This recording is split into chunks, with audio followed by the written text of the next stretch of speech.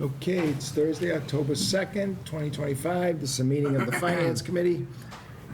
First item on the agenda is the minutes from our meeting of September 23rd. They've all been circulated. I'll make a motion. Motion by Dave, seconded by Al. We have Zoom, so a roll call. Sean? Yes. Yes. Yes. Yes. Abstain? Yes. Yes. Yes. Lauren? Yes. It's unanimous with an abstention by Bob DeVita. Invitation to speak.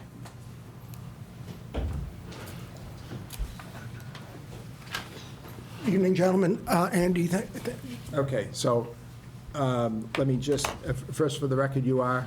Harold Rhodes, Precinct 2. Okay, now do you want to speak about a particular article? Yes, thank you, Andy. I'd like to speak about Article 11. Okay, so let me stop you there. Do you have any attachments or anything that you want to? No, I have no attachments to hand out. Okay. So you want to speak about Article 11. This is ADA litigation fund. We'll give 3 minutes for invitation to speak. Obviously, we can't litigate issues here tonight. This is just the Finance Committee. But go ahead. Thank you, and first of all, thank you for allowing me to go right ahead. Today is Yom Kippur, and I've been spending the day in temple and last night, and I have not eaten in 24 hours. So, Article 11, starting at the end of it is, I don't understand the need for this article. That doesn't mean to say there isn't a need for it. It's just that I don't understand the need for that article. The 3 points, very briefly. First, I don't understand why we need to hire a consultant. We've had 2 consultants from the town already review these, both the building commissioner, who is a certified 521 and 780 expert, and the architect, who also has his degree in architecture. So as part of that, they did a review, and they found no issues. So I would think that the town would just stand by that. Second, I have invited out with my 521 consultant the opportunity after opportunity after opportunity to members in town hall, including town council, to do exactly that. We've never actually gone out with my 521 consultant and, let's say, John together and look at the concerns that we've raised. So, that's the sort of thing that I think before we spend money, I think we can do internally, as is done in just about every other situation, before spending money. And then third, Andy, I'll wrap up with this. If we're going to allocate $100,000, and if there are issues at Town Park, at Town Pool, I just think it would be better to allocate that $100,000 for fixing the things, because if they're broken, let's just fix them. And that's all I have to say tonight. Thank you. Okay, thank you, Harold. 3 minutes? Well within the 3, thank you. Okay, first time. Okay, the balance of the night is going to be dealing with the remainder of the articles on the warrant that we did not get to on September 23rd. Let's see. Do you want to do Article 11 now, Rick and Brian? If you want, sure. Yeah.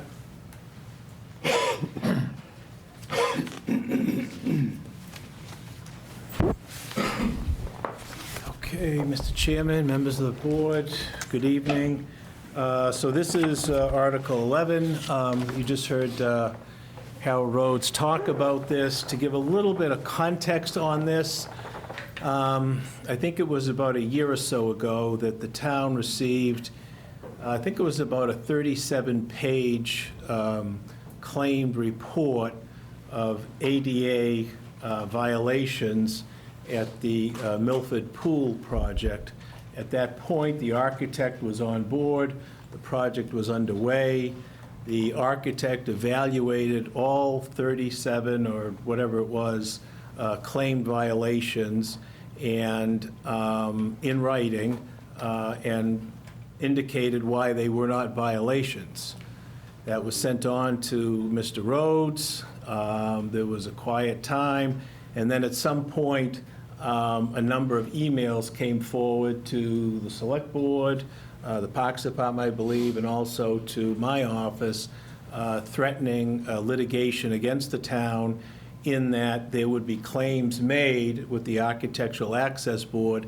It started with violations at Pheno Field. I responded to Mr. Rhodes and said, please send on whatever claim, complaints or violations you have in writing, and we will have them evaluated and get back to you. The timing is a little difficult because while the pool project was going on, we could utilize the services of the architect to evaluate those complaints. There would be an additional charge, of course, which I guess got absorbed in the pool project, but that was added expense that the architect had to do to respond to Mr. Rhodes' complaints. He has never done that. I've sent probably at least 3 emails in that regard and only met with emails in response. We have to go to the site, and this person has to talk to that person, and this person has to agree, and the building inspector. No, that's not happening. If you have complaints about, some accessibility issues, present them in writing to the town. So the most recent emails have indicated that he has filed at least 2 complaints. So there's apparently pending litigation in the AAB against the town, and now the complaints have expanded. Now it's gone beyond just the town pool. Now there are violations at the town park project, and he wants access to the ladies' restroom to get in. And again, the response is, whatever complaints you have, send it to us in writing. We'll see what we can do to get them evaluated and get it out. That has not occurred. The complaints have now continued beyond town park into sidewalks throughout the town and other infrastructure throughout the town, which is unidentified. So, Mr. Chairman, what this article simply looks to do is to allocate a fund so that when these complaints come to fruition and we have to actually address them with the AAB, or if we're going to court, I don't know yet because it hasn't been clear, we will have the funds to retain whatever architect, consultant, expert that we may need to address whatever concerns that he has. The projects have closed, well, the town park is still open, but the pool project is closed, so we cannot really depend upon the architect for that. It would have to be a separate hiring to address these added concerns. Is the Architectural Access Board, is that an administrative agency that gets appealable to a court, state court? How does that work? Yeah, yes, essentially. It's a process. So that's what we're facing. So, in the past, to address Mr. Rhodes' concerns, I know the Parks Department has been very accommodating in terms of taking funds out of their budget, which they use for other purposes, to address the complaints that he has. And as I looked at this, I don't think that's an appropriate or really a transparent way to handle it. If we have claims, if we have litigation, if we have to get an expert, we shouldn't be drawing out of the operating budget. This is a separate fund that we can use just to deal with these particular complaints. And that's the purpose of the article. Al? I'm confused. Previous speaker said that multiple consultants have reviewed the projects. So do we know what is claims of noncompliance? Again, we received a report from his consultant last year that itemized, I believe, 37 claimed violations. At that time, the town was under contract with the architect on the pool project, so we could rely upon the architect's expertise as part of that project. Increase the cost of the project to the town, but we had that accessibility to evaluate those complaints and point out to Mr. Rhodes and whatever consultant he has, which hasn't been identified to us, that they were without merit. That has not been acceptable to him, and we received these nebulous emails of continued complaints without specificity, okay? So now, no, we don't have access to the architect on that project. That's closed. So depending upon what these complaints look like, if we ever see them, that's going to tell us what type of an engineer we might have to get to defend these things, or at least examine them. That was my question. Could we hire our own consultant to see if there's merit in it? We don't need to. We have the project completed. We had an architect on board. Why are we going to do that at this point? To me, there's no merit in doing that at this point. Again, he hasn't told us what the. Well, that's what I'm asking, Rick. We don't know what to I'm look not, at. for me personally, as town administrator, I'm not gonna pay money to a consultant and say, go in and look at it again. We have an architect. We will have remedies if there are problems. No, and this article is not intended to be used offensively. No. This article is intended to be used defensively. So this article is simply so that we would have the funds, so that once they do come forward with whatever specific complaints that he's had, and keep in mind, folks, thousands of people have used the pool since it's been open, and the town has received 0 complaints about this. But assuming there are complaints, this is to be used defensively so that we can draw upon resources to find out whatever type of expert we need to address whatever complaints we get hit So with. it can be used to, if we get concrete complaints and we need an exterior. If there is a complaint filed by the Architectural Access Board, we as a town will have to defend. Whether they're Rick, my concrete or question not, yes, that's what we're gonna Can we use the for. money for consultants if we had to or whatever? Yes, that's what That's it's, there for, specifically. It's not just for lawyers. it's not for lawyers at all. Not for lawyers at all. We're not gonna hire any. Because this lawyer's already getting paid by the town. And this lawyer's the one that's going to be dealing with it. Okay. This is for the specialty items to deal with whatever nebulous and unspecified complaints exist. Okay, I see people wanting to be recognized. Bob and then Carly. Lauren, I see your hand.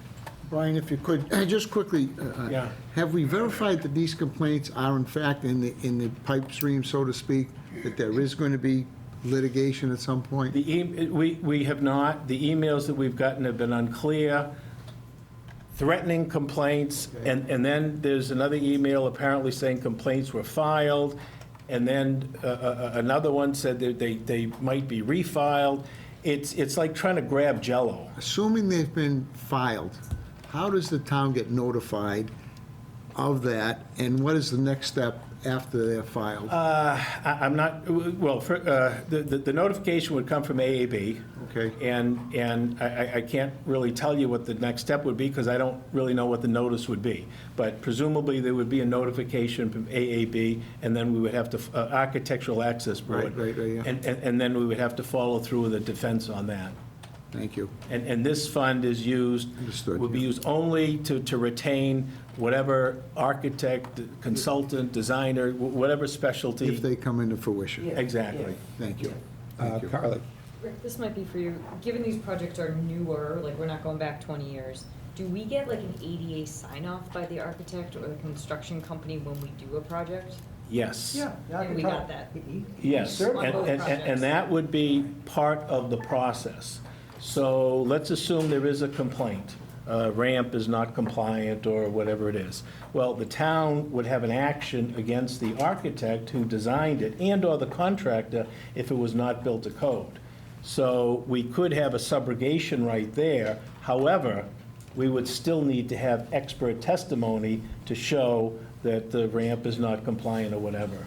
But yeah, so the town is not without recourse, but at this point, we don't even know what the recourse would be for, because we've had all of these crazy When we bring emails. on a contractor or an architect or whoever we use for these two projects, is that part of our building project that an architect signs off and says this facility or this project is ADA compliant? Yes, that's part of the contract documents. Problem is, Bid documents say that It must be. everything needs to be ADA compliant. yeah, so the only thing we'd have to worry about is a statute of limitations or statute of repose. Thank you. Okay, Lauren and then Dave. So, all right, so I got three thoughts that I want clarification on. So Isn't Article 11 without the additional part about the pool in the park, just like the garden variety thing that we see every year in town meeting? For ADA improvements, and sidewalks? I think, Lauren, you're thinking about the 150,000 that we allocate for general ADA improvements and That's specifically renovations. for projects. Okay, so that's Like the Memorial Hall, Okay. we just built a new ramp. That's what that type It's of not project fund is used. That was Article 9, just for everyone's reference. That's proactive work. And if I could just, Okay, all right. and if I could just interject, because since the submission of the warrant, where we identified the pool and town park, we have received additional emails from Mr. Rhodes, where he is now indicating that he is also going to file complaints against the town because of sidewalks.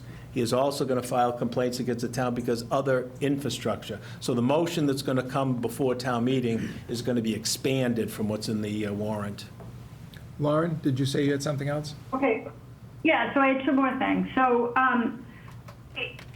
it sounds like you don't agree with the allegations, although I do take issue with the idea that hundreds of people had no problem. I mean, the majority of people don't have problems. You know, disabled people are in a minority. So I just want to point that out. That's not a very strong defense. I wouldn't use that again. But I Okay, am- so let me just stop you right there. I mean, So, I'm just saying, you know what I mean? Like, if one person is having difficulty getting in there and it violates any kind of regulation, I mean, I'm just saying that's not a good defense. But that's just my personal opinion. that's not the point, Lauren. You said initially that I disagree with the allegations. The problem is, we have... No, I didn't we say haven't- that. I said it sounds like you think that they're unclear. Grabbing Jello, I think is what you said. Yeah, but you said But I it doesn't disagree with the matter. I mean, allegations. just get to my point. The point is, Let me just we get have to not this. received the allegations, okay? So that's the Okay. issue. We have asked for the allegations on multiple occasions. We have not received them. That's the distinction that I was going to draw. You can continue. Okay, go ahead. What's the question, Lauren? Well, yeah, my whole point is, rather than focusing on litigation, like defending litigation, why wouldn't we just tender a defense to the errors and omissions liability insurer for the architect? Again... Why are we worried about this? Again, we have not been presented with any specific allegations that we could make a claim against. Do you understand We what I'm don't know saying? what we're fighting yet. We don't know what, if or what we need to be defending. I assure you, if I get a complaint as the ADA coordinator, I am going to send someone there to say, go look at that ramp. And if it's non-compliant, then I'm going to go to the town council and say, what are our recourse to either go after the architect, to fix it on our own? So we don't know what we're dealing with yet.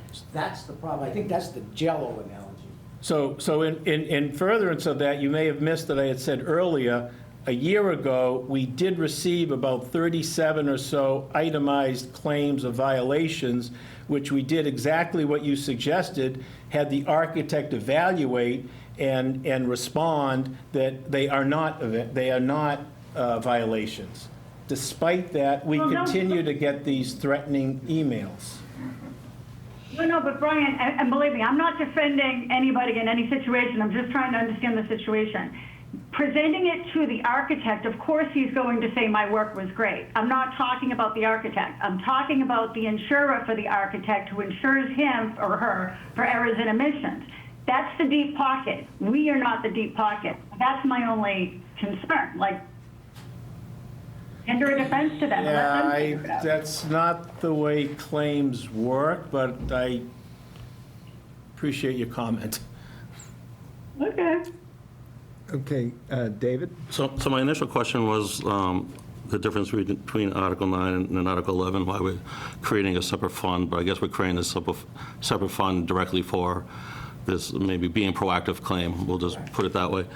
But my question is then is, because this is all confusing in a manner of, what's the trigger of closing this fund? Like how is this fund going to be, like how will we know that it's over with? There will be, Which fund? I'm sorry, 11. Article 11? Yeah, so how do we, what's the trigger of like knowing when this is completed and we can move the money? I mean, how is that going to work? There'll have to be, the article funded, which, Right. the finance department will keep track of. And at the point in time that we get hit with the complaints, which according to the most recent emails, Yeah. at least 2 have been filed, Okay. and at least 2 more are coming. But I suppose after a reasonable time, if they don't come in, then we can go back and the town meeting can, rescind the article. So my question is, so you foresee some costs coming out of this claim then, out of this fund, I should say? I mean, that's the thing, I just don't want this money there perpetuity, you know what I'm saying? You just can't keep it there forever, it's just gonna be, Well, there's presumably statute of limitations, right? That would be the end result. Not necessarily for an ADA violation, because that's coming in, the statute of limitations is only going to hurt the town, because to Lauren's point, if there is in fact a violation, we go beyond the statute, we're not going to be able to make claim against the architect. So, as convoluted as the emails have been from the presenter, if the complaints are going to get filed, I would hope they do it sooner rather than later. yeah, right, I just want the money sitting there. If not, it's going to hurt the town even more. That's my point, it's just money in a fund that can go into free cash or into operating cash or whatever. Mr. Chairman, Hopefully at some point.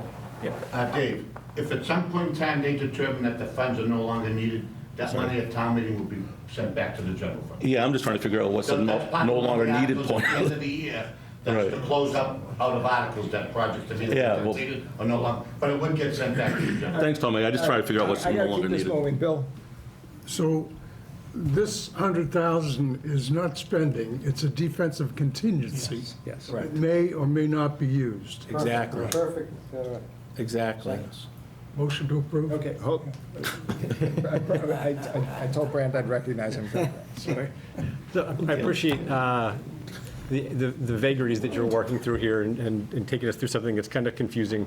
I think my question for you would be, help us understand in your professional judgment when, so we don't have a lawsuit in front of you, you haven't heard from this governing body that there's actions, you've heard, it sounds like some communications, but they're unclear. So in your professional judgment, how do you decide that it's time to start to put money aside, like at this town meeting, or wait till something actually lands as a suit to deal with and spend money on? How do you weigh that one? Help us decide that. I take the threats seriously. Today, as a matter of fact, we received an email from his counsel, so I assume it's accelerating, but I don't want to leave the town exposed to getting hit with something from the AAB that has a specific timeline, and then we have to do an emergency transfer, or we're asking the Parks Department or something to draw out of their operating budget. I prefer to have the ability to defend it quickly and when I have to. Again, through the number of emails that we've had, hearing from his counsel, I think it's responsible to at least take this action at this time. So you motion, is this something? A motion? The only thing I want to clear up, when we talk about the 150,000 a year, that has nothing to do with lawsuits. That's something that we That's the decided ongoing work. to be Spring up the proactive. Memorial Hall, we just built a beautiful Well, ramp. we decided to be proactive and put 150,000 a year. That's for under projects.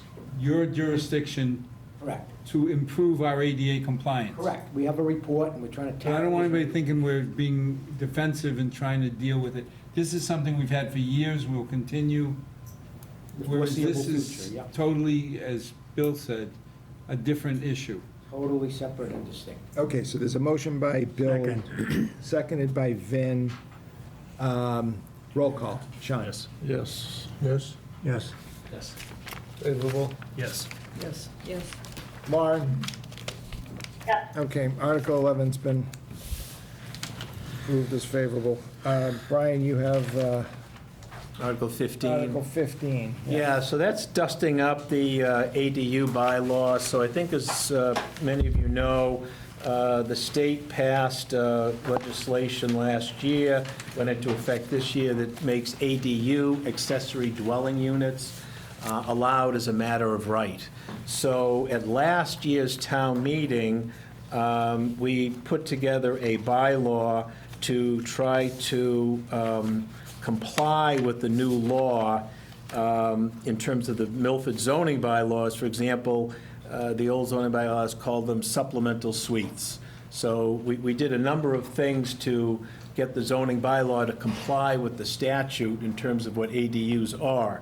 The Attorney General reviewed the zoning bylaw, and in fact indicated that we were the second town in the state that did it because the law was so new.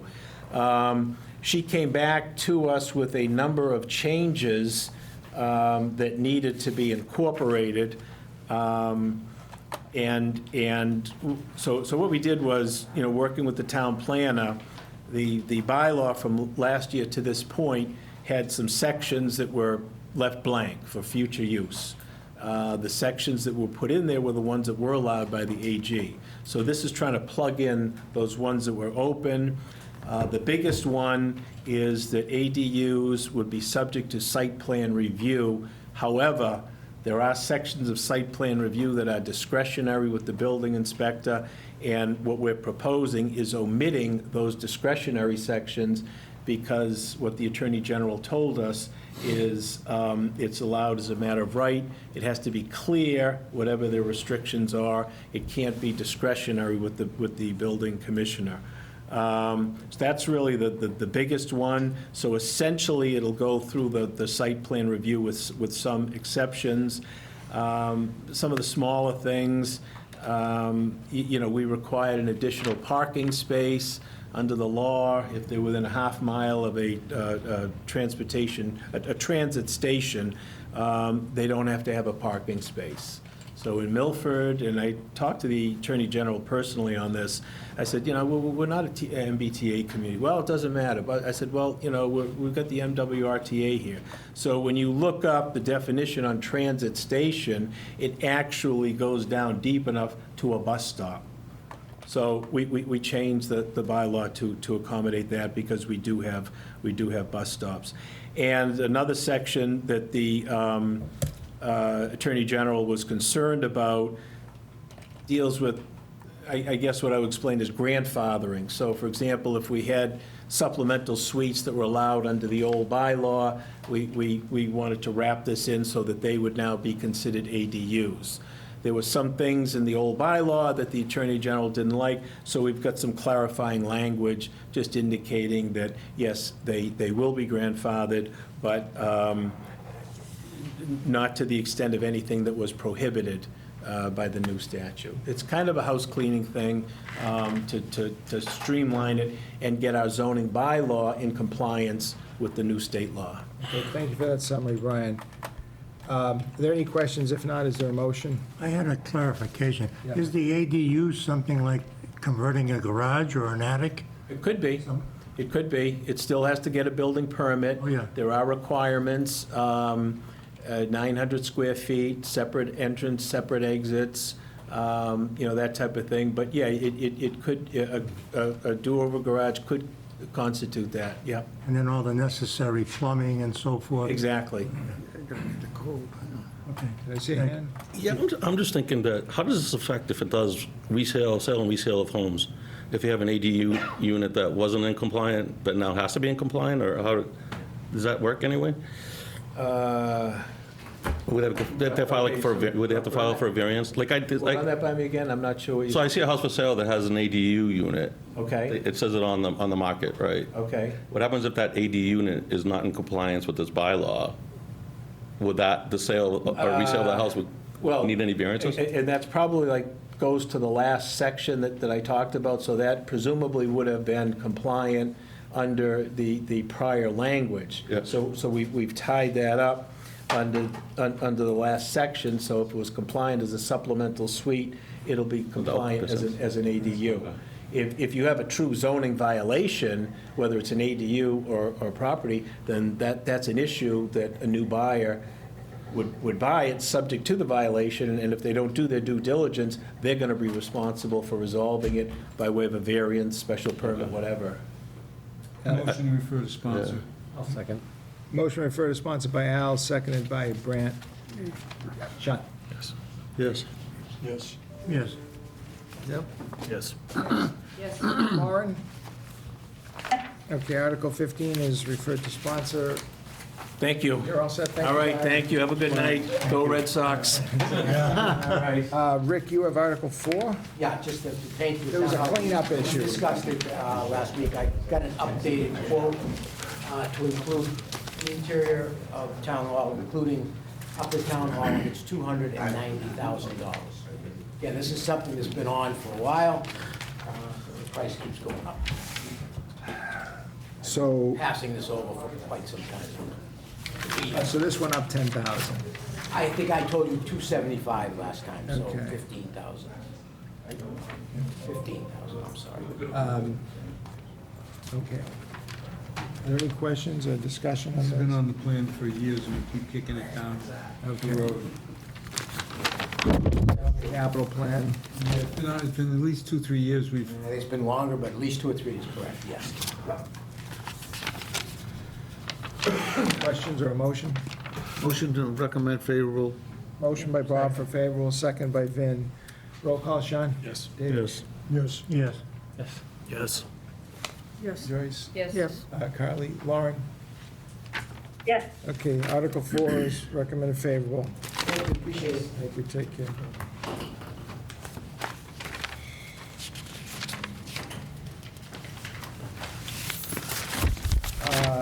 Fire department. Did you say that's us? I wasn't sure. could be somebody else. No, never know. All right, let's take the easy one first. 25, HVAC on Birch Street. What's happening there? Oh, first, just for the benefit, you are, I'm Mark Nelson, the fire chief, for anybody that doesn't know me. Mikey Torrey, Deputy Fire Chief. thank you. Okay, Article 25. 190,000 HVAC, et cetera. What would you like to tell us about that? Okay, so the Birch Street air conditioning and part of the heat, so this has nothing to do, well, it has a little bit to do with the boiler, but the boiler's been replaced at Birch Street. That was an article that just got completed. But the air conditioning and the overhead air, if you want to call it, right, the heat that comes out of the registers in the ceiling, right, through the air handlers, that failed. We knew it was coming, and it failed this summer. So we were without air conditioning for several weeks. So we put in temporary units. But this has been on the capital plan to replace this air conditioning system at Birch Street for, I don't know, for a number of years. Yes. Yes, okay. So the system at Birch Street is from the early 90s. It's almost like a residential system. So you have your condensers outside, and so we have 2 condensers outside, and then you have your your air handlers, 2 units that go with those condensers. The only separation is the classroom, they're PTAC units, and the gym, also PTAC unit. So we'd want to redo those also, separate from the first floor and second floor air conditioning. In addition to that, we have ventilation issues for the locker room, so we want to replace the rooftop ventilation. They're basically exhaust fans. And the garage heaters that are also hydronic, so they run off the boiler, run off hot water. They're pretty simple, but they're 35 years old, well, 34 years old. So it's like they're separate quotes for each, so we can look at them individually, but collectively, with a little bit of construction and anticipation in a price increase, we're looking at about $190,000 for the entire project. My recollection is you sent us a summary for this and for the other article. Yes. Yes, I did. Okay. And the questions, I think. We've gone through the 5 basic questions, we've gone through the description and the alternatives, and we did not find a better alternative than what the chief is proposing. Our initial estimate was, I think you may recall, 1.1 million to do Yeah. this. So we found a new way. Yeah, that's when we asked what narcotics. 1.1 million to 190,000? Yes. I got a job for you. I wish we could do more of that. Let's go say. We asked what narcotics was the estimator using. We question everything, right? So we said we can't do that. We can't go back with that. Anybody have any questions? Bill? What happens with the temporary units So well, the temporary units were borrowed from the contractor for the town, so probably a few units there, so those going back to them. It was a Friday afternoon when this failed, so we owned a few of them, about $1,000 worth of units. Can they be sold back or purchased by the firm doing the install? I don't know that, but that's probably something we're gonna hold on to. In case. Right, for now. It was, we don't take that purchase lightly, but it was something that we needed to do, and I don't know that we could sell them, so to speak. I would recommend you don't, because someday one of those units is gonna fail. Yeah. And for you to call emergency people and spend more than $1,000 getting emergency repairs, better to have the temporary units tucked aside, and if we have to wait a week to get a better deal, use the temporary units. Or other places in town, possibly. Yeah. We share with facilities, sure, yeah, we pass things. I make a motion for favorable recommendation on this article, Mr. Chairman. Motion by Bob for favorable, seconded by Carly. Roll call. Yes. Yes. Yes. Yes. Yes. Yep. Yes. Yes. Yes. Lauren? Yes. Okay, Article 25 is favorable. Article 27, which I believe is the fire engine. Yes. Okay, so this was on the capital plan for a prior year? Did I have that right? It's been on the capital plan for multiple years. For multiple Last years. year, when we got tight, we asked the chief, could he put it off one more year? And he said he could, but that was the length of when he could. He'd have to do it this year. What's the useful life for these engines? So the one that we're, I don't, just total transparency, I don't recall passing over this engine for a year. We did a different This one. isn't the $1.3 million.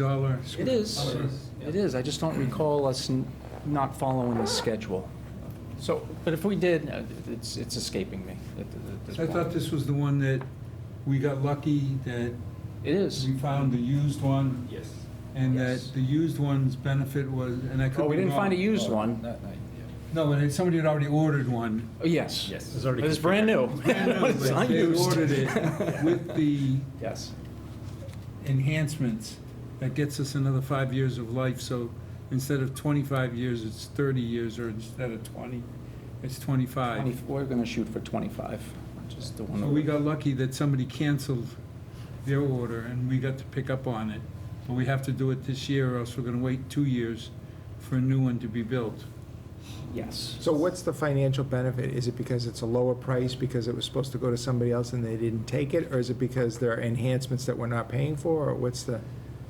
Okay, so let's kind of start at the beginning. If we go back to Engine 5, which is a 2021 at this point, it was built during COVID.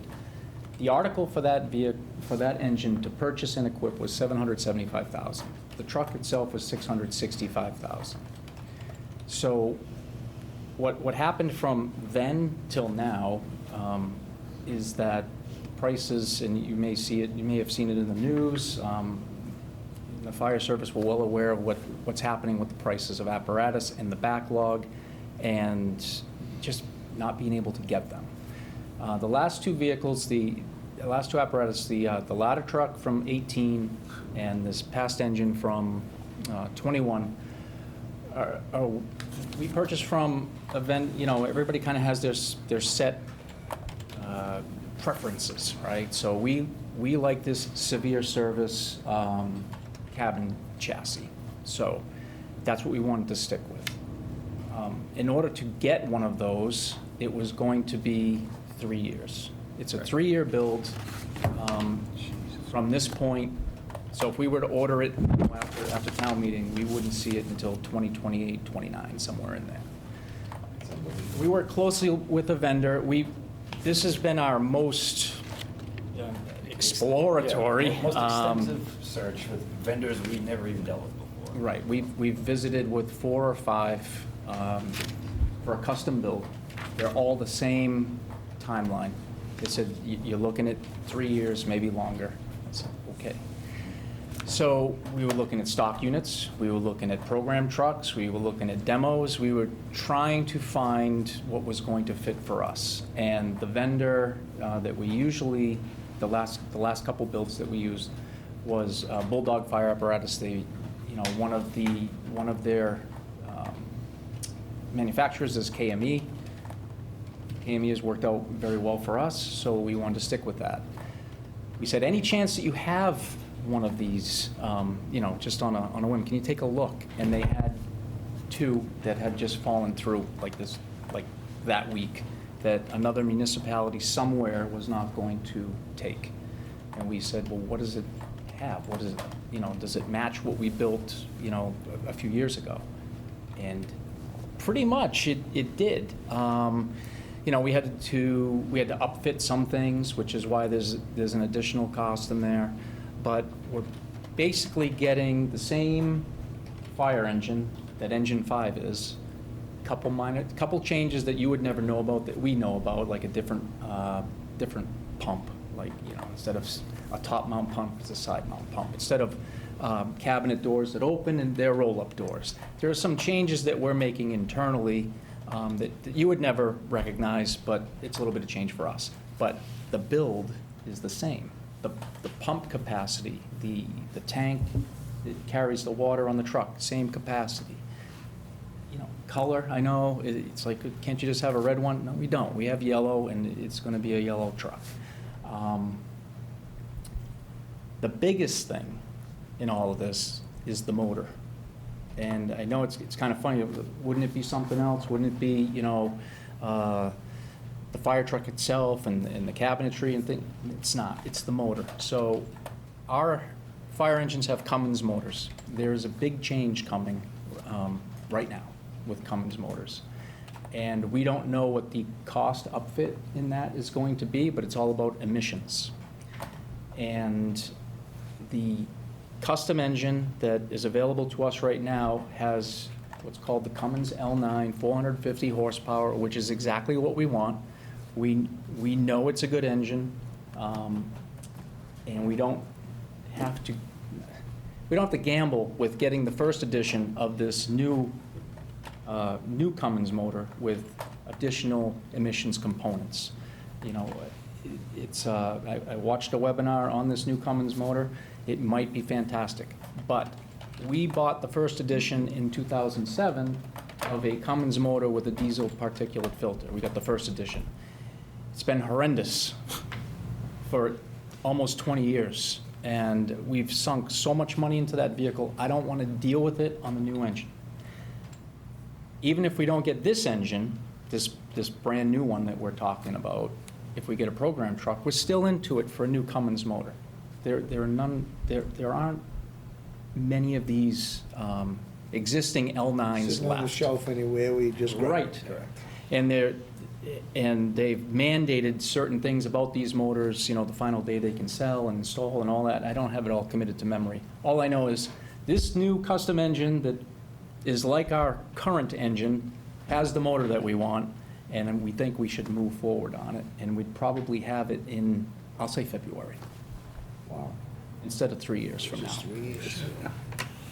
Go ahead, Al. Weren't there other little subtleties, like a bigger tank than is normal? We had to upsize the Which tank, sure. I'll disagree with you that we may not know it unless my house is burning and you run out of water. Having that extra... We won't tell you. But having that extra capacity tank, Like save the It's a little bit larger capacity. This is not astronomical. It's not a tender tanker, right? So but you could we save like my to carry living room by having extra water. We like to carry 750 gallons of water. The new engine will have 750 gallons of water.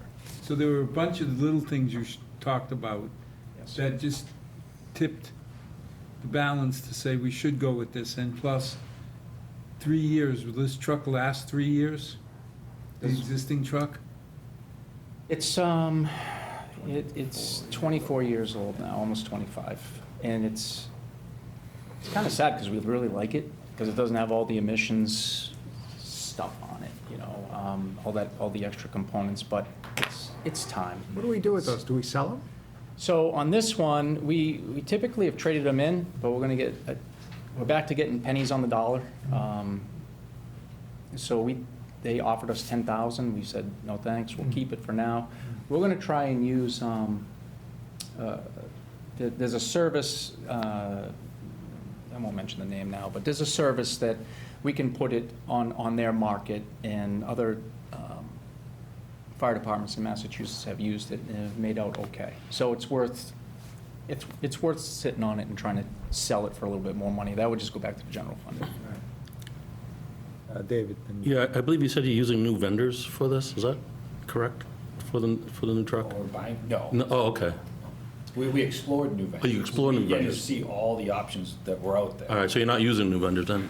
Okay, No, thank you. we were very open to going outside of this vendor because they couldn't offer us what we wanted. And as much as we didn't want to go away from that, we were willing to talk to anybody, but everybody's in the same boat. Bill? The second page of the quote from Bulldog mentions a manufacturer's warranty, but it wasn't really attached as an Exhibit B. Do you have that? It's in the specification for Okay. the truck, yes. So, whatever, paint, the motor, the transmission, it's all listed in the Right. specification. There's also, so they were good enough to start outfitting this, it's their risk, but if we don't get appropriated, we're not on the hook for the vehicle.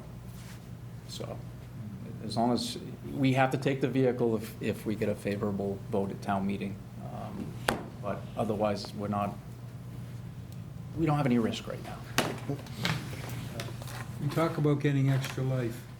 What are the thoughts on getting a rescue truck so we don't have to roll You mentioned that a rescue truck's 150 grand. Right, so rough numbers, it's probably So less. rolling a $150,000 truck versus a $1.3 million truck just makes all the sense in the world to me. Yeah, so I think you know, Alan, and I'm glad you brought it up. So when we got the new Rescue One, which is, we'll call it basically a pickup truck, a quick response vehicle. It's a light-duty rescue that runs house medicals out of this firehouse across the street. Instead of, our practice has been, when we get a new vehicle, we typically trade one or keep it in or whatever. But the previous Rescue One, it just made sense to keep it and put it in Birch Street. And it is running it's cross-staffed, right? So if there's a medical call that comes in and the firefighters are in the station, 2 firefighters will take the quick response vehicle in lieu of, instead of the engine. We are reducing wear on that. We know we are right now. It's been a little controversial, but it's working for us. Well, I understand the controversy is the FinCom pushing you to spend money. But Well, spending $150,000 to protect a $1.3 million investment just makes all the sense in the world, and I'd hope you consider that for next year. Oh, the project or the program is working for us right now. It definitely I is. mean, getting a new truck. No, certainly the one that's at Birch Street, that station is getting a lot busier, and that's a 2018 that's there, that was, don't forget, was previous Rescue One that was doing like a lot of runs, right? So we'd be looking to replace that 18. I think we've beat this long enough, so I would like to make a motion recommending favorable for Article, what is it, 20? 27. Thank you. Favorable by Bob, I'll second. second by Grant. Roll call. Yes. Yes. Yes. Yes. Yes. Yep. Lauren? Favorable. Thank you, guys. Thank you. Have a great night, thank you. Hi, Chief. All temp is not going to get the job, are they? Hi, Mike. Schools.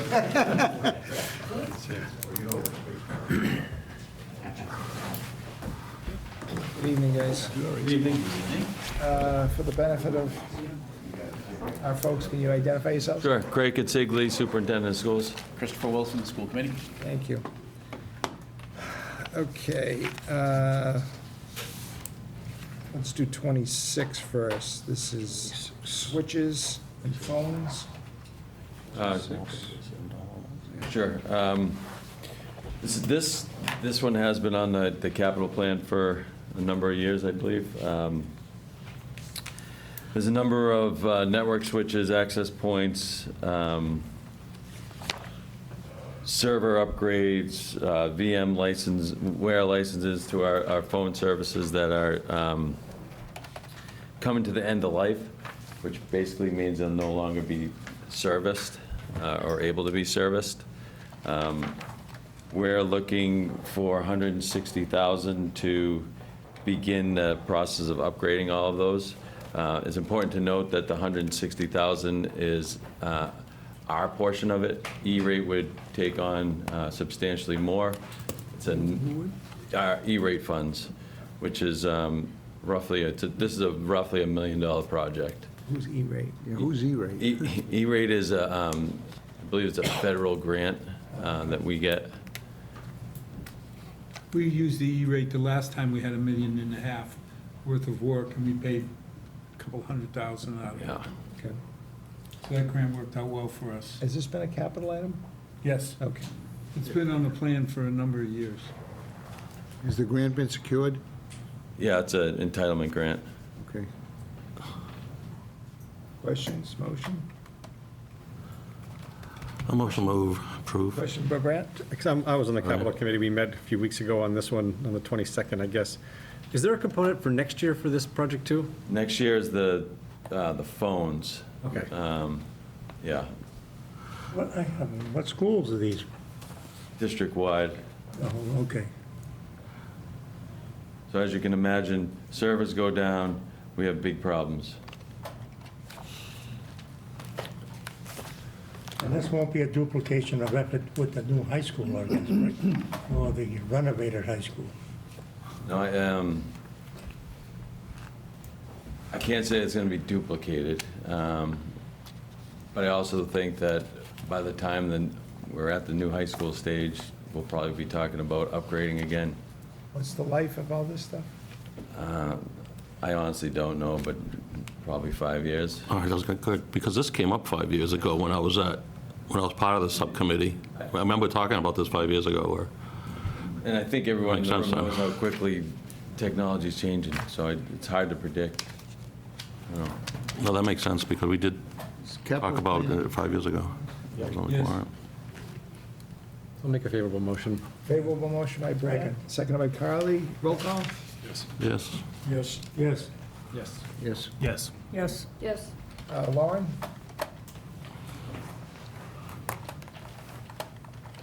Is that a yes? I missed it. We're going to treat that as a yes. Okay. That's favorable on 26. 28, HVAC. Stacy School HVAC.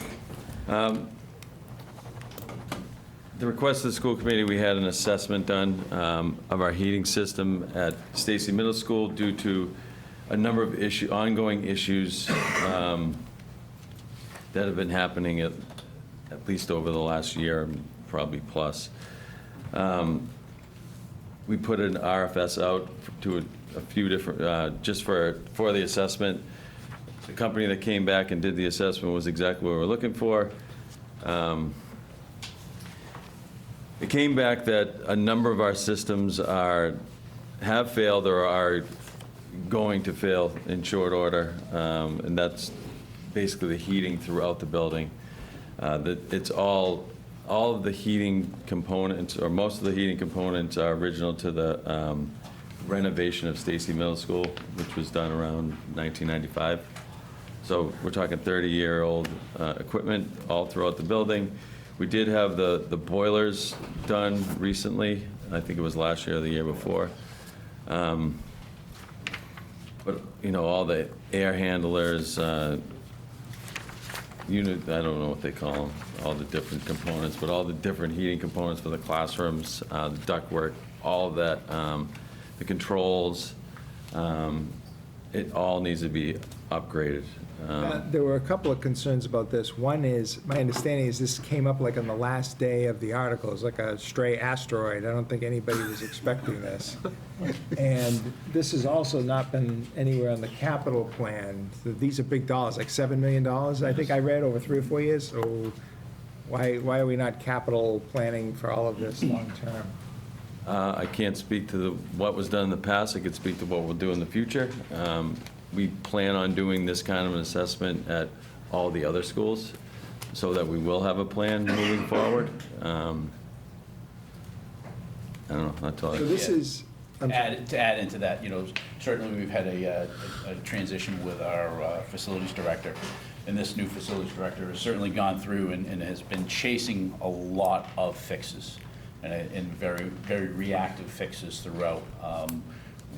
We asked the staff at Stacy Middle School to kind of submit new tickets, so we have a ticketing IQ that goes through, and if you have a problem with your heating system, per se, we need to know that. So that ticketing system basically kind of got bombarded, right? So we're really pushed that, or really showed that we have more serious issues at Stacy Middle School. do we have to worry about this coming up in Brookside or Memorial? Hence, that's why we're going to do the same level of assessment that we did at Stacy at all of our other schools. Obviously So not this like- is 2.2 million for this year, and this is a multi-year thing. That's It is. that's concerning. Yeah, I mean, we certainly, we started probably talking about this last fall, and again, it just kept getting more and more traction, and then certainly, I understand to your point that it looked like it was at the 11th hour, but if you go back, we've been talking about it, it just, again, as everything progressed through, we were able to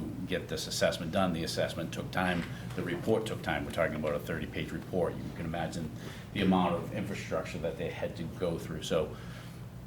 We were there's talking a- about this last fall?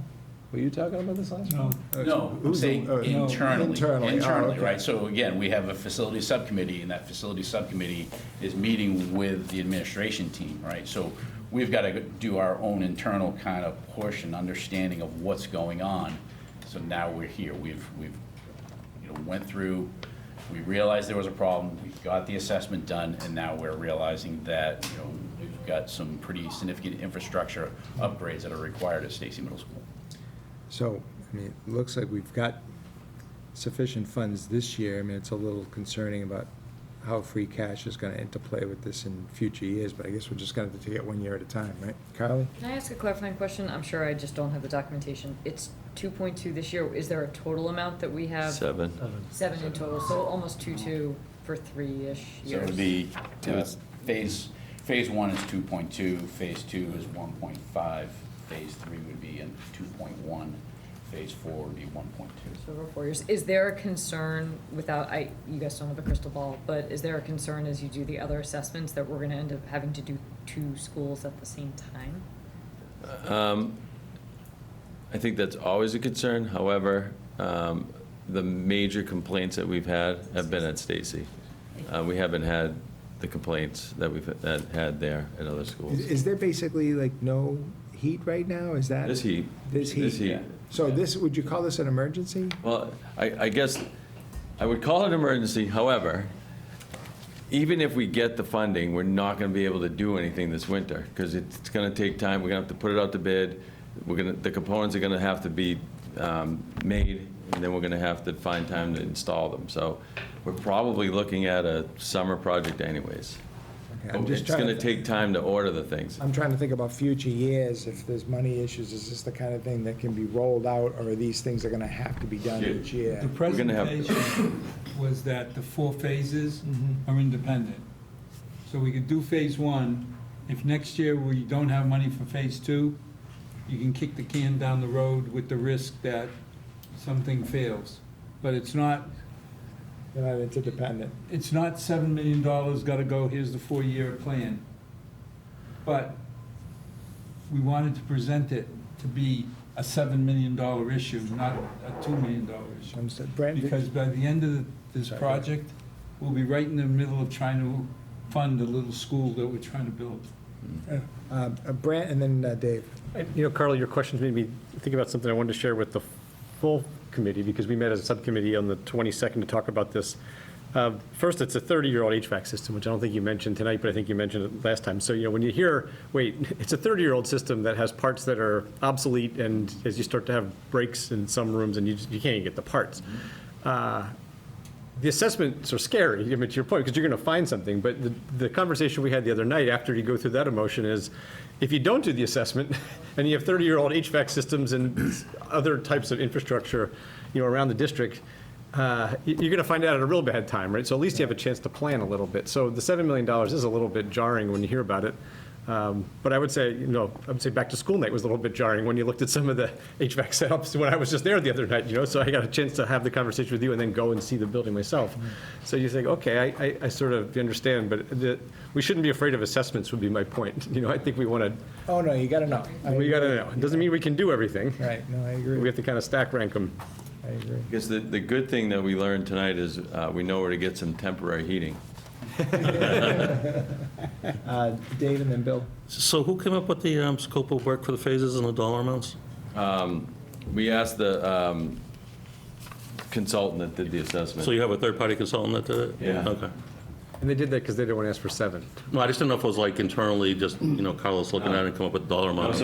So basically, the way they explained it to me is he phased it out in a way that gives you the most bang for your buck. Okay. So like this first phase, if you've ever been in Stacy, the science labs are all in one section of the building. This first phase would cover all of that, plus like sort of the music rooms and the auditorium, that section. So does that hit the pain points first and then Yeah, goes so from there? the science rooms of, that whole side of the building has been really a point of contention. The best way of saying it. When the school pays their electric and gas bills, is the fee from the utility companies to provide assessments included in those bills? I don't know the answer to that. Because as individual homeowners, we're all paying, I can't remember what the percentage is, for inspections of heating systems and so on. And they come in, and they will do a survey on their dime to determine what may be deficient, what needs to be replaced, and so on and so forth. The last time we were here, you'd mentioned that the study to answer those questions at Stacy was some $18,000. And I asked the question then, can we get Eversource or whoever to do those studies as they're being paid to do?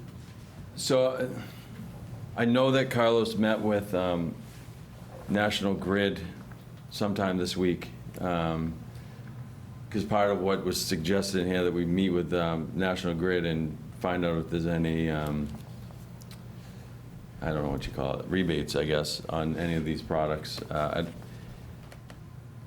They hadn't gotten back to him at the last time since I talked to him, but I didn't ask him this question, which I will ask about this. Bob? Yeah, quick question. This assessment that you referred to, apparently it's something new. It appears as if that hasn't been done in the past. Apparently, we have not done a good job at, as I will state, maintaining our infrastructure. But put that aside, if you will. What is the cost of this survey? The assessment? Yes, assessment. 18,000. 18,000. And is that a yearly thing? Is this every 2 years, 3 years? How often do you do this? I honestly don't know. I'm thinking probably every 5 to 7 years. I'm not sure. Isn't this anything that we can't do in-house? I mean, $18,000 to me seems like a bargain. If they're going to look at every piece of property that you have in school systems, to me, that seems like a bargain. But I think potentially. I think it was important for us to get a baseline from somebody on the outside. And then I think with the knowledge of the guys that we have, we might be able to, I guess, keep it up from there. But it's not something that was done in the past. We couldn't find anything on it, if it was. I think, from the school committee side, we wanted to see this, how this assessment being done in-house. Simply just, Carlos just doesn't have enough time. He's chasing too many other fixes. Carlos, our facilities director, he's completely reacting to fixes Sure. of heat. So for him to go through and assess, what we have here is a 30-page report with, multiple HVAC components. Right. Is just And it not runs the gamut, I'm sure. Again, What's so- Carlos's last name? Pena. Thank So you. again, the $18,000 was a Seems like a good bargain. money spent. We got to stay on to top of the stuff, guys. I agree. I hear about roofs leaking, and, roofs don't leak all of a sudden. They wear out. And for years, we have, in my opinion, not looked at doing preventive maintenance or be proactive in some of these areas, but thank you. Yeah, no problem. And I think just one thing to add is, certainly we did the boiler, which was that main central heating source for the building. And a lot of this other infrastructure is just a 30-year-old mark. There you go. Nothing lasts forever. Anyone else? Make a favorable motion? Motion by Brand for favorable on Article 28, seconded by Carly. Roll call, Sean? Yes. Yes. Yes. Yes. Yes. Yes. Lauren? Yes. Okay, favorable on Article 28. I think you guys are done. Thank you. Thank you for coming in. Thank you, thank you. Thank you, gentlemen.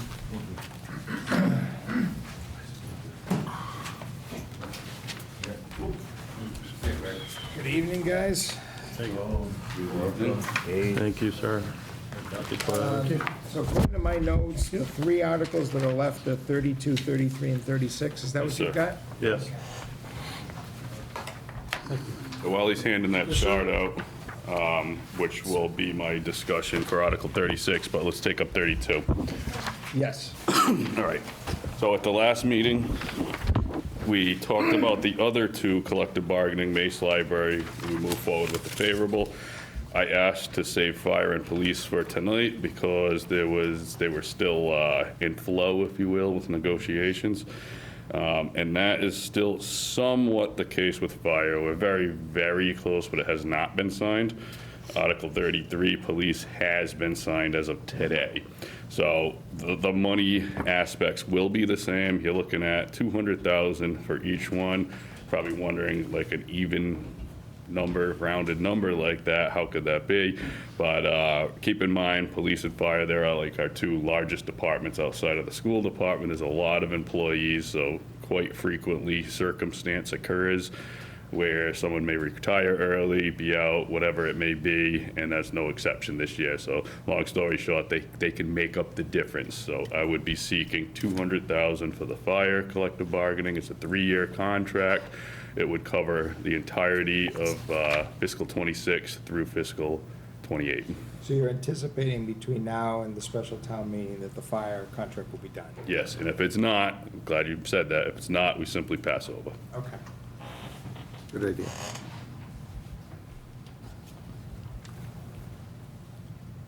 Any questions for Zach and Tom on 32? Are we doing 32 and 33 together? You could do them separate. Doing yeah. separate? All right. So, quick question. 32. Quick question is, we generally have a history of not voting on these things until things are sort of resolved. Yeah. So on 32, are you far enough along that you're looking for us to vote on that, or are you? Yes, because it's at a last offer, so if they don't take it, we'll just pass over. We can make it a condition of our motion, can't we? Well, he said he'll pass over. Yeah, we will have to pass over. We will, so, You don't have to make it a condition, No. because if they don't have a contract, they can't pay anything. Yep. And we're agreeing on an authorization for 200,000, so if the number changed, then our vote would not be applicable. okay. Okay. Can we do them together? No, I think we concluded that we're going to do Okay. separate. Which one do you want to do first? Let's do them in order, 32, I I'll guess. make a favorable motion on 32, since I asked these questions. So collective bargaining, fire, favorable motion by Brandt, seconded by Vin. Any other discussion? Roll call? Yes. Yes. Yes. Yes. Yes. Yes. Yes. Yes. Lauren? Favorable on Article 32. Article 33, CBA Police. Just to add a little bit to that, it's actually the same term. We'll be funding fiscal 26 through fiscal 28.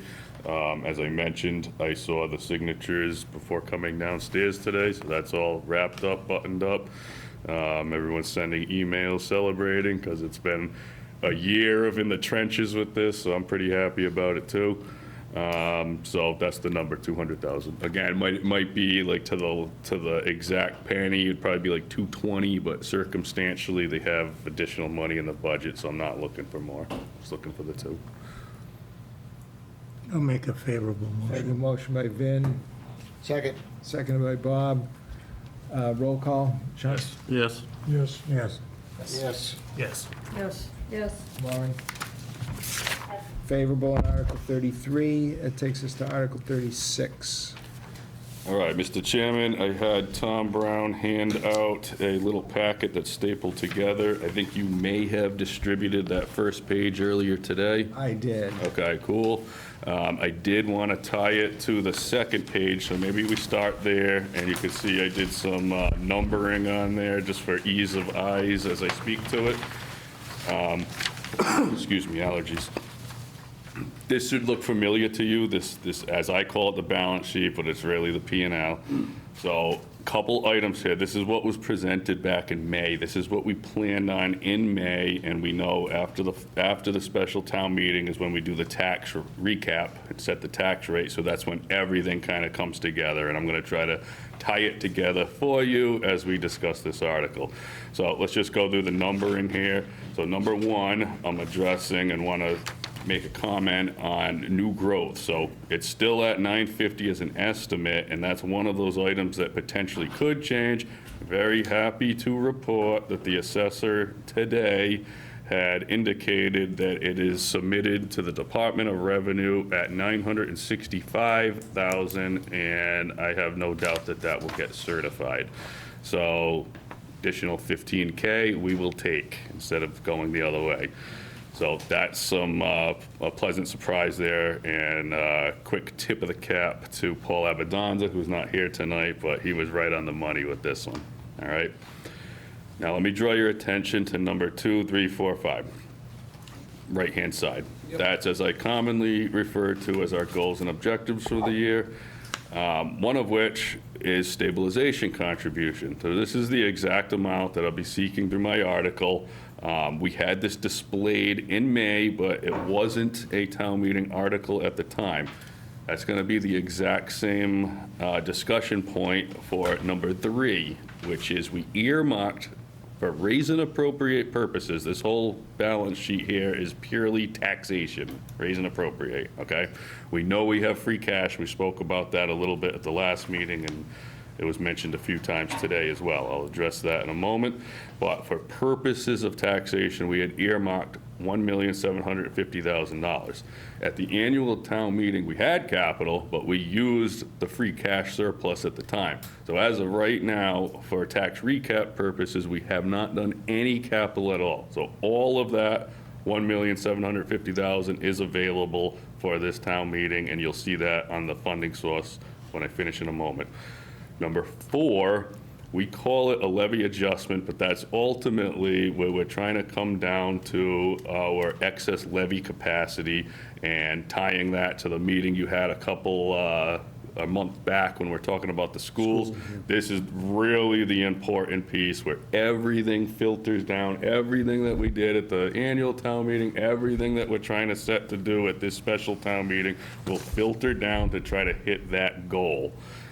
It appears that we can, so happy to report that. But to tie all together, item number 5, which Mr. Chairman had mentioned this at the last meeting, we had a shortfall of approximately $500,000. It's presented here at $408,000 deficit. It's because we monkeyed around with the local receipts a little bit. But that's the number. So effectively, we discussed back in May that one of the first things we were going to try to do is make up that deficit so that we can hit our target. Saying all that, flip to the funding sources, please. This is how we propose funding it. If you look in the middle, right under special town meeting, under the header, you have raise and appropriate line item. So that's going to tie together what we just talked about with the balance sheet of the P&L. Very bottom, that's our stabilization contribution, $1,865,519, identical to the number that we had targeted on the balance sheet. And the difference of all those others, so you see a total of 3,161,000, the difference is 1.3 million. So to fully tie this together, that's the amount that we said we were gonna earmark for $1,750,000 for capital. But we have to make up for that 400,000. Therefore, we're only gonna use the 1.3 million and raise and appropriate to effectively accomplish our target of 6 million, which you will see at the very, very, very bottom of the page. And that's the 3,161,000 less the stabilization transfer. Yes. So taxes are going up. One of the certainties in life, my friend. So noted. Yes. Nice job. How do you determine what gets paid out of raise and appropriate versus free cash in all these articles? Usually, the only real method would be at the annual town meeting, in which you may need money available immediately, in which free cash would be the only option. At this meeting, it's really just orchestrating it to hit our targets. There's no magic behind. You could have shifted them back and forth to still hit the mathematical goal. But at the annual town meeting, there is a method behind that. If you need the money available immediately, free cash is your only option. Otherwise, you can't use it till 7/1 if you're raising it. So we end up with the $1,750,000 capital contribution from the May allocation, the $1,865,000 in the stabilization, and $6,045,000 is our ending excess levy capacity. Under this scenario, yes. With $1 million of free cash? With $1 million in free cash to $1 million roll free forward. cash. Thank you, Brent. And I do that other analysis just to sort of reconcile in my own head how much we have for free cash and what adjustments we're making. I'll circulate that at the town meeting. That's just an easier way for me to understand it. Yeah, you do it a little different way, but I like it. It's Well, we get good. to the same We place. get to the same ending point, yeah. Okay. Okay, so this is a motion to authorize the stabilization transfer of the $1,865,000. See, Zach has filled everyone in on how all the other numbers tie in. Are there any questions? Just a quick one. Go ahead, Bob. In terms of bonding, other than the schools, is there anything that we know of that's on the radar in the large category? Not in a large category. There potentially may be some small enterprise fund type deals, but That's, yeah, no, and I hope not, given what we're about to face, you know? okay. So, no. Zach, Yes, we sir. don't know how we're gonna fund the $7 million, well, 5 out of the $7 million to Stacy, so there is a risk. There is a risk, yes, absolutely. Bob, I just wanna bring that up, that No, it's gonna be $7 million we spend on Stacy Hyvac. at least. Oh, Thank you, Al. I did not notice that immediately, but understood. I mean, you gotta talked take about- care of your plan. You gotta take care of your buildings. I mean, Zach, we talked about the reconciliation of free cash and how much was budget adjustments versus geriatric. Did you want to touch on that? I thought we were gonna talk about it at the next meeting. I could give you exact details, but I could talk at a high level now if you'd like. Yeah. How much did we collect from the geriatric? Around 1.5 million, because it was 2 years. That's effectively 2 years worth of It bond was 2 payments? years worth of revenue, 'cause the money we receive from Jerry, we pay it out out of the budget process, as you know, for the debt, Expense. right? It's not revenue. Well, for us, when we recoup the money back, it's considered a local receipt, okay? So the first year, we always anticipated receiving our reimbursements. 2 years ago, we estimated for that to happen, and we did not get the money. Year later, given that we didn't get the money, we decided not to estimate for it. In fact, DOR was probably going to prevent me from doing so. And then we were all pleasantly surprised that they're kind of able to pull through, and they turned around and gave us the money that they owed us. So effectively, we had no revenue budget for it, yet received 1.5 million. So that's a large portion of it right there.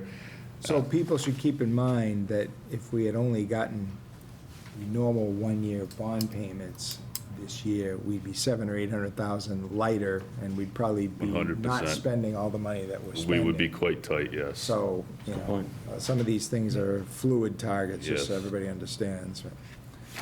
Mr. Chairman? Yes, David? I mean, to that point, is there a way to forecast or monitor the free cash going into fiscal year '26? No. Just because we're at $1 million now, and then Yeah. what free cash is, you know, I could make up stuff and tell you things, but I have no idea what's going to happen from now. along the way. Yeah, no, yeah. Crystal I ball really is not don't. being used. It's just concerning compare what we're spending now compared Yeah, to no, I this. totally understand. Yeah. Stay conservative. I've seen it as low as 1 point, so I've been here 15 years. Yeah. I've certified 1.6 and I've certified 11. It's usually in this range, 4 to 6, I'd say, is usually the go-to. Just quickly, you weren't present at the time, but when I was chairman of this esteemed committee, we came in with negative free cash. Yeah, that's possible, Let me tell you, you want a headache? Yeah. It's a headache you don't want. It's not a fun meeting. Yeah, it's not a fun meeting, no. I get Yeah, it. fortunately, we have not had that situation. So be conservative. Yeah, I agree. Motion? Motion by Carly, to do Article 36, seconded by Brandt. Roll call? Yes. Yes. Yes. Yes. Yes. Yes. Lauren? Yes. Okay. Do you gentlemen have anything else for us? No, just want to say, well done. Hopefully this all goes as Well done planned. on your and part as Tax well. recap will flow in. We hit target again. Pretty awesome. Thank you, guys. Thank you. Is there a I got a motion? quick question. Motion to adjourn. No, once we're done. Oh, all right. Before you leave, yeah. Motion to adjourn. Motion to adjourn, second second by that one. Dave. Yeah, we'll make you a second. Sean? Yes. Yes. Yes. Yes. Bob? Motion adjourn? Yes, so, I'm sorry, yes. Okay. Yes. Lauren? Yes. We're adjourned. Thank you.